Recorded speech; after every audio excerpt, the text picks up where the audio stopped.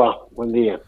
¿Cómo va? Bueno, primero te quería preguntarte de curiosidad, ¿no? ¿Cómo ves este rol de Cerruti en calidad de de vocera presidencial? ¿Crees que ha cambiado, ha virado, le ha sumado al gobierno?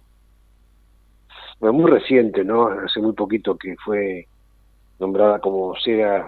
Es un cargo que habitualmente tienen los presidentes. En Argentina no es muy común, no es muy habitual. Alfonsín sí lo tuvo en su momento con José Ignacio López. Mira, Después no, después ya los voceros fueron funcionarios ante el periodo de Menem, que oficiaba de vocero era el ministro del Interior, Carlos Corach, ah, o el propio Menem. O sea, eran presidentes que hablaban tanto que no hacía falta que tengan un vocero. Pero siempre el vocero fue una herramienta, lo tienen los Estados Unidos, es una figura importante la de vocero presidencial. En general, todos los países democráticos suelen tener un vocero que evita el desgaste del presidente teniendo que hablar permanentemente o responder distintas inquietudes. El presidente está reservado a los grandes anuncios y cada funcionario está reservado a hacer anuncios sobre su cartera. Y el vocero un poco reúne la cualidad de poder hablar sobre la gestión del gobierno. Si mm, esto es útil o no en la actualidad o para el gobierno de Alberto Fernández, ya te digo, es muy prematuro porque Gabriel Cerruti está hace muy poquito en el cargo y hacer una evaluación a menos de un mes es apresurado. Creo que hay que esperar un tiempito más para saber si realmente hay que ver también cuáles eran las expectativas del gobierno con respecto a ese cargo, pero uno supone que tiene que ver con evitar el desgaste del presidente en los medios, fundamentalmente. sí, en la época de gobiernos de Cristina, ese lugar estaba por lo general tomado por quienes ocupaban las jefaturas de gabinetes. Recordar a... Claro, bueno, Claro, El propio Alberto Fernández o Aníbal, claro. más Aníbal que Alberto en cuanto a la Mm, comunicación con los medios, el propio Massa cuando fue jefe de gabinete, mucho Capitanich. sí. Capitanich fue más vocero que jefe de gabinete en realidad. Eh, pero bueno, hoy el jefe de gabinete tiene otro rol, el ex gobernador Mansur, y creo que en los papeles suele ser más ordenado esto de tener un vocero eh, con esas características y que el jefe de gabinete cumple otra función. Pero bueno, hay que ver, esos son los papeles. Después en la práctica, con el paso del tiempo se verá, ¿no? Mm. Hablaste de desgaste, ¿no? De prevención de desgaste de la figura presidencial. Algo que, eh, algo que en estos días hemos visto, un hecho que obviamente conmovió a la sociedad, conmovió primero por, entre otras cosas, por también el uso que se le dio desde medios nacionales, desde medios, también hay que decirlo, opositores a la línea del gobierno nacional. Estoy hablando del crimen que nosotros nos toca de cerca por la cuestión geográfica, el Por asesinato, cercanía, ¿no? claro. Del señor de Roberto Sabo, ¿no? El kiosquero de Raúl Mejía, un hecho espantoso, ¿no? Un hecho espantoso. Es un hecho espantoso el crimen en sí, la forma en que se produjo, la impunidad con la que se produjo, y es un hecho espantoso también la utilización política de ese crimen.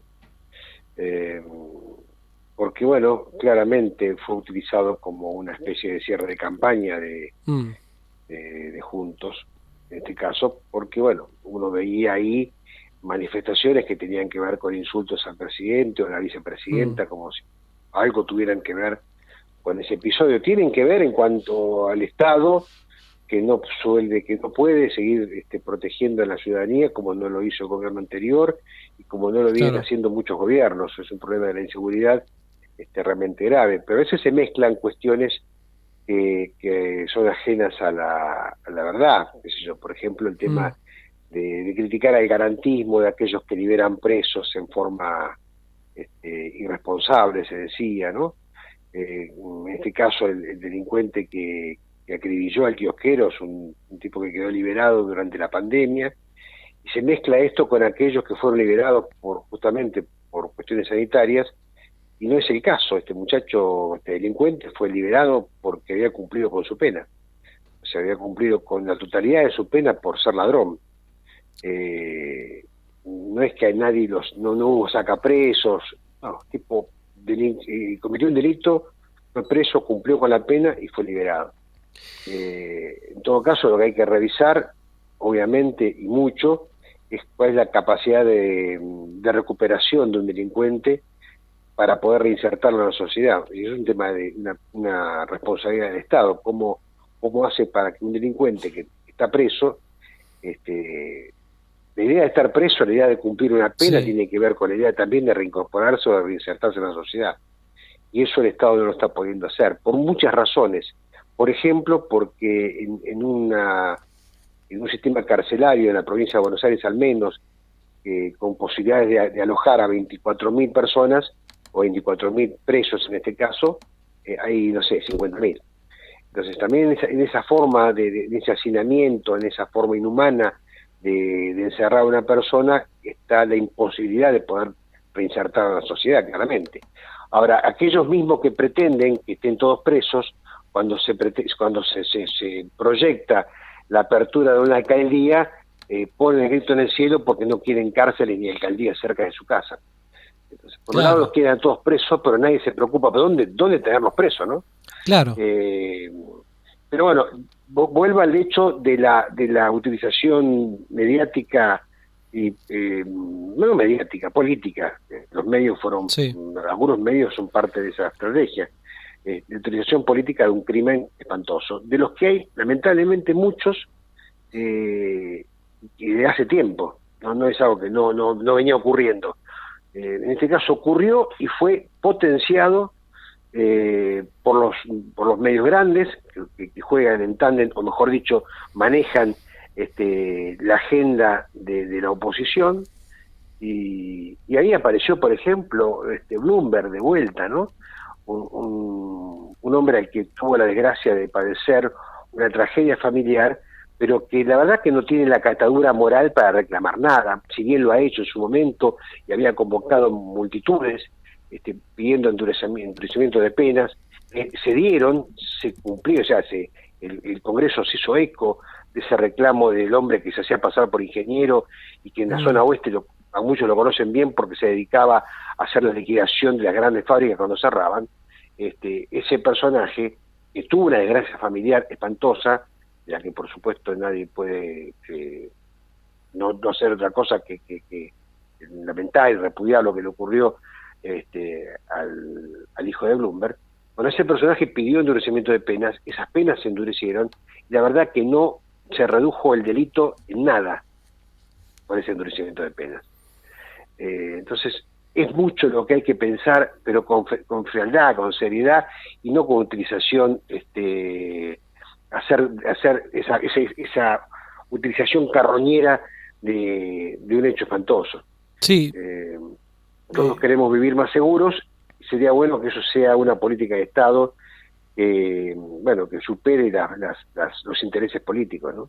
Yo te escuchaba, Rodi, y yo estaba al mismo tiempo buscando, porque yo lo había visto una captura de pantalla, pero quería chequearlo si era verdad, una imagen del candidato de Juntos, de Facundo Manes, que se lo ve abrazando a una persona, no veo bien quién es la persona, con la leyenda abrazar el dolor, ¿no?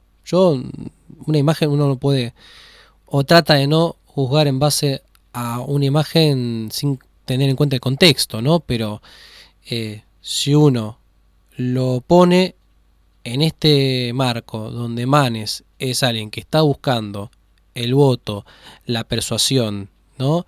El convencimiento de las personas, subirse a una cuestión como esta. Aparte Manes, ¿no? Un tipo que venía haciendo venía marcando diferencias de tipo morales, de tipo éticas con el propio Juntos. A veces la vorágine de la campaña te lleva a torpezas inhumanas. No te olvides, por ejemplo, no hace mucho, creo que para la campaña de las PASO, Crescenti, que es el titular del SAME en la ciudad de Buenos Aires, le regaló como ofrenda a una persona que volvía a hacer política en la capital, como es el caso de María Eugenia Vidal, después de haber sido gobernadora de la provincia de Buenos Aires, como una especie de bienvenida y de amuleto para que tenga suerte en su campaña, Sí, claro. El chaleco que había utilizado cuando ocurrió la tragedia de Once, ¿no? Y la verdad es necesario ese golpe bajo, esa utilización, ya te digo, carroñera de la desgracia para hacer política. Debería haber otros argumentos, debería haber otros métodos. Pero bueno, Sí, te entiendo, sí, a favor de Juntos, esto obviamente toca las fibras más sensibles de la claro. sociedad, y no hay nadie que no entienda el dolor de quien padece lo que padeció la familia del kiosquero acribillado en Raúl Mejía. Frente a eso, a veces el gobierno nacional, trata de imponer su agenda en vista de la campaña para este domingo, eh, ventilando las cuestiones judiciales que afectan al presidente Macri. Y la verdad que es incomparable, obviamente es mucho más impactante y Claro. doloroso y sensible un crimen que decir que Macri espió, que también es tremendamente doloroso, espió a familiares de los submarinistas que murieron en el Ara San Juan, o algo tan grave también, porque es una traición a la patria, el haber confesado el propio Macri de que la plata del fondo fue utilizada para evitar o para beneficiar a bancos privados. Es algo que está prohibido hasta por el reglamento del FMI, lo que merece un juicio, evidentemente. Eso es gravísimo, porque endeudó el país para 100 años, y esa plata no fue para otra cosa que para timbiarla o para beneficiar a empresas privadas o bancos privados. Eso es un delito gravísimo. Ahora, en el común de la gente no impacta tanto como puede ser un hecho policial, claramente. Claro, ¿no? Y eso también, digo, llevándolo a una figura también controversial dentro del seno del Frente de Todos, el caso de, por ejemplo, el ministro Sergio Berni en la provincia de Buenos Aires. Si uno leía encuestas previas a las PASO, ¿no? Podía ver que, por ejemplo, Berni tenía, hay que ver también las regiones, ¿no? Con el caso, pero tenía tanto o más nivel de intención de voto que los otros candidatos que se barajaban en su momento, ¿no? Entre ellas desde Victoria Tolosa Paz, ¿no?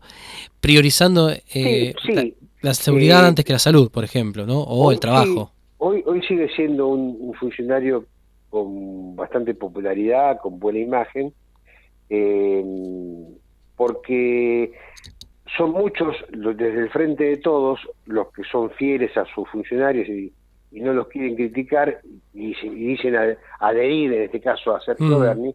Ahora, también son muchos los que son de otros partidos, o de Juntos, o que están con Milei, o que están con Esper, que no ven con malos ojos algunas expresiones o algunas acciones del sí, ministro Berni.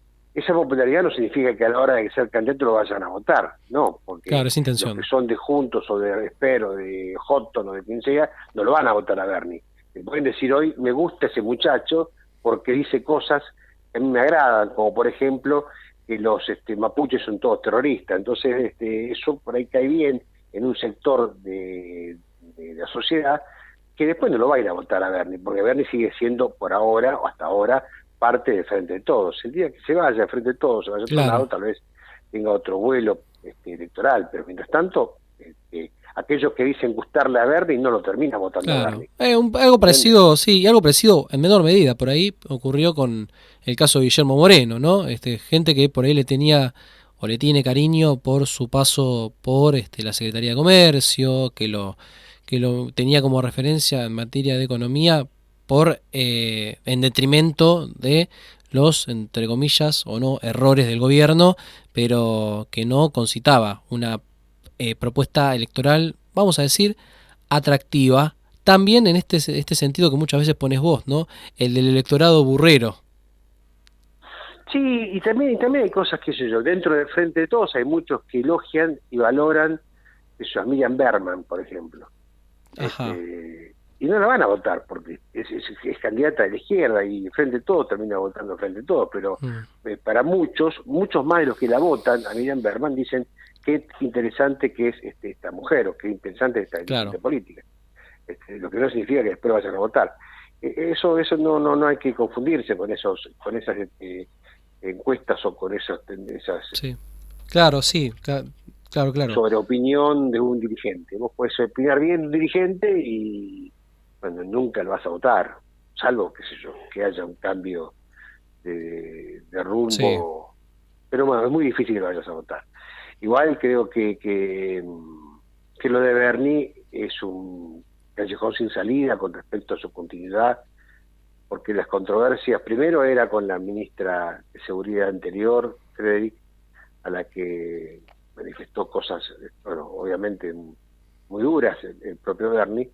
Después llegó Aníbal Fernández, se dispensaron algunos elogios inicialmente, y ya los elogios ya no están más, porque primero la crítica de Bernie hacia el gobierno nacional por la postura con respecto a los mapuches, y ahora el propio Aníbal Fernández cuestionando de algún modo la actitud o el accionar que tuvo la policía bonaerense en Ramos Mejía, ¿no? Eh, bueno, son situaciones bastante complicadas, digo, para la convivencia de Sergio Berni y de muchos otros funcionarios tal vez que pueden ir modificando, cambiando los próximos meses, más allá del resultado electoral del domingo. eso también, ¿no? Ya uno presiente que lo que llega a pasar el 14 de noviembre por parte del gobierno ya ve una cuestión ya no de ya ve falta de expectativa o resignación frente al resultado. O sea, lo que pase no nos va a parecer, obviamente, si uno siempre quiere ganar, ¿no? Indistintamente de donde quiere estar, pero digo, teniendo en cuenta esto, como que ya tienen la mira en mejorar los parámetros para el 2023. Casi como que se da por perdida esta elección, ¿no? Bueno, en principio las encuestas lo marcan así, ¿no? Encuestas que generalmente no aciertan, Claro. también hay que decirlo, Mm. porque se quedan cortas con los números o porque directamente fallan en absoluto. Con lo cual, bueno, las encuestas es relativo. El gobierno puede volver a perder, puede emparejar la elección, puede ganarla por un punto. La verdad que es absolutamente... tiene influencia en cuanto a la conformación del Senado, de la Nación fundamentalmente, ¿no? La provincia ya tiene el Senado en contra de hace tiempo. Puede acentuarse eso. En el caso de Hurlingham, por ejemplo, salga como salga la elección, seguramente va a haber 5 concejales para cada frente, Sí. porque la diferencia no va a ser tanta como para que le saquen un concejal más, y aquellos que están por debajo del frente de todos y de juntos no les alcanza para tener un concejal. O sea, es muy difícil que logren tener un concejal, con lo cual cualquiera sea el resultado, punto más, punto menos con relación a las PASO, van a tener 5 concejales cada uno. O sea, no es una elección que sea tan determinante como nunca fueron determinantes las elecciones de medio término. Nunca una elección de medio término fue la antecesora de lo que va a ocurrir en una elección presidencial. Nunca, porque Claro. no se dio. Hay elecciones, pues, Macri ganó cómodamente su elección de medio término y terminó perdiendo de una manera inédita, porque nunca un gobierno en el primer mandato terminó perdiendo la elección, y sin embargo había ganado la de medio término. Cristina Kirchner perdió el gobierno en 2009 con Néstor. Cristina, presidenta, perdió la elección del 2009 a manos de Narváez. Claro. Y 2 años después Cristina ganó exitosamente la elección de su reelección. Por eso no es nada determinante en una elección de medio término, que además es desgastante. Yo en algún momento van a tener que plantearse no solamente la utilización de las PASO, Sí. no sé si está tan mal, pero sí que hay elecciones cada 2 años. En un mandato presidencial de 4, o un mandato presidencial o de gobernador o de intendente. La verdad que es en algún momento lo dijo Michetti. ¿Se acuerdan de Michetti, la que era vicepresidenta? Nadie se acuerda, pero bueno, una Sí, mujer que se llama Michetti era vicepresidenta. no salió en la foto que sacaron, justo Sí, no bueno, salió. pero Michetti dijo alguna vez lo dijo de mal modo, porque Sí, era torpe. claro, claro. Obviamente fue muy criticada, pero también lo dicen algunos dirigentes del peronismo, esto de votar cada 2 años es desgastante para un gobierno que dura 4. No existe en Sudamérica, en Latinoamérica, mejor dicho, no existe un solo país que tenga una elección como la que tiene Argentina, a 2 años de mandato, un mandato de 4. Primero que no hay gobierno de 4 años, casi todos son de 5. Entonces la elección de medio término no siempre coincide con no es como es acá en Argentina cada 2 años. En Estados Unidos sí, pero bueno, cada dos años se renueva completamente la Cámara de Diputados, por ejemplo. No son dos O los mandatos tercios. son ¿eh? No, completamente, o sea, no son 2 tercios, como se dice. No, se completa, Todo. los mandatos son de 2 años. Claro. En Estados Unidos, la de diputados. Los Sí, senadores no, duran más.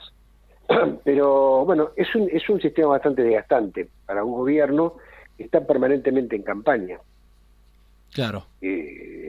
Sobre todo son elecciones en las que nadie, la verdad que nadie está pensando en cómo le va a ir a Delfino o cómo le puede ir a Viviana Lodos, más allá del respeto Sí. a cada uno de ellos. Uh-huh. La gente en esta elección vota en contra o a favor de Alberto Fernández. Uh-huh. Se vota en contra o a favor del gobierno.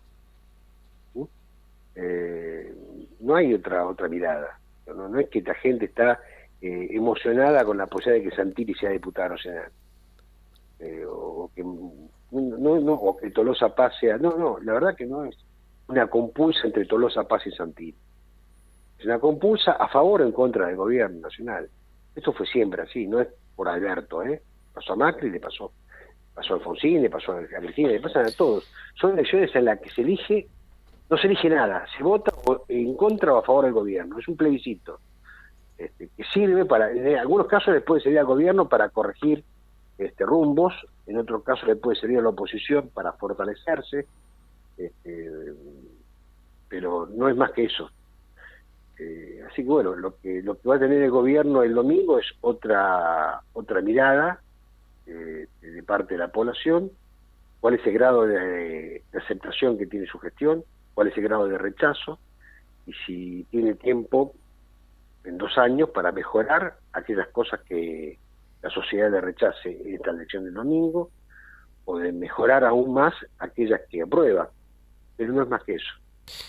Estamos hablando con Rodi Rodríguez, periodista regional de aquí, de Hurlingham, quien también es y supo ser director de El Ciudadano de Hurlingham, 25 años, ¿no? Y sigo De siendo. vigencia. Y sigue tirando. No sé si lo sé hacer, pero sigo siendo. Sigue tirando. Sí, 25 años del Ciudadano ya. Y bueno, por suerte también con los portales, con Hurlingham al Día y con otros portales informativos, uno sigue, sí. Sigue laburando en lo que a uno le gusta. ¿Cuántas campañas encima, no? ¿Cuántas campañas recorriendo y cubriendo, ¿no? Y cuántos vaivenes históricos, ¿no? En todo sentido. En principio, bueno, obviamente, por una cuestión de la primera elección a la que pude cubrir fue el 83. Claro. Que era la primera elección que teníamos después de la dictadura. Esa fue una elección aparte muy emocionante porque era volver a votar, recuperar la democracia. Más allá a veces uno va a votar el domingo y muchos hasta se hastían, y dicen, qué embole tener que ir a votar, ojalá que no haya cola, ¿no? Hay una ruta, pero eso a mí me alegra que pase eso porque es una rutina. O sea, terminó siendo una rutina. Ir a votar es un hábito, ya a nadie sorprende, y la verdad que Argentina como nunca antes tiene un periodo democrático ininterrumpido desde el 83, y la verdad que tenemos un siglo XXI, un siglo que transita en democracia, y por supuesto sigue siendo el mejor de los sistemas políticos que podemos tener, y comparado con lo que fue el siglo XX, plagado de golpes de Estado, con gobiernos permanentemente interrumpidos, ¿no? a veces cuando seguro se escucha la tragedia de este país, son 70 años de peronismo, bueno, nadie tiene en cuenta los años de la dictadura, parece, ¿no? Como si no hubiera habido golpe de Estado, como si no hubiera habido proscripciones, como si no hubiera habido una permanente revalorización del poder político de los militares, que tampoco era de los militares eran herramienta de sectores poderosos económicos, que en ese momento les servían a los militares para poder implementar algunas cosas. No, claro, Rodi, y además como si el neoliberalismo no hubiera llegado de la mano de los golpes de Estado, porque ni siquiera los gobiernos, aún los gobiernos más antiperonistas de esa época, digo, década del 60 o de mediados del 50, eran gobiernos que se basaban y que algunas de las reivindicaciones, conquistas y logros del peronismo, bien no lo decían, pero lo seguían sosteniendo. Digo, el desarrollismo de Frondizi tenía sus bases en una producción que había sido cimentada por los gobiernos del peronismo, pero las crisis que hoy padecemos y que vivimos en muchos casos llegaron con las interrupciones y en este caso con la más sangrienta de todas, ¿no? La dictadura del 76 al 83. Y que también yo quería agregar esto que decías vos de la rutina de la democracia, ¿no? Que también uno lo vivía y lo vive hasta con aires de fiesta, ¿no? Porque se junta la familia, es como si fuera, ¿viste? un cumpleaños, ¿no? Es una excusa muchas veces para juntar a la familia y pasa, ¿no? Y se vive así, qué lindo que se vive de esa manera también. Sí, por supuesto, por supuesto. Sí, ojalá, yo tengo la seguridad de que esto va a seguir siendo así, de que la rutina va a seguir, que la democracia es una democracia fortalecida, que por supuesto tiene las debilidades que no son propias de la democracia, son propias de un mundo con muchas inequidades, inequidades que se expresan en cualquier lugar, más allá del gobierno o del sistema de gobierno que impere, pero bueno, también desde la democracia se puede luchar para evitar esas inequidades. No hay otro sistema que pueda permitir seguir luchando por eso, por más igualdad o por mayor inclusión. Sigue siendo el mejor sistema, así que bueno, lo seguimos alentando y disfrutando, ¿no? Rodi, muchísimas gracias por este tiempo y bueno, vamos a estar en contacto para seguir desarrollando, ¿vale? cómo seguimos, ¿no? Que de aquí en más, en adelante, en esta loca aventura llamada Argentina. Gracias, Tomás. Un abrazo.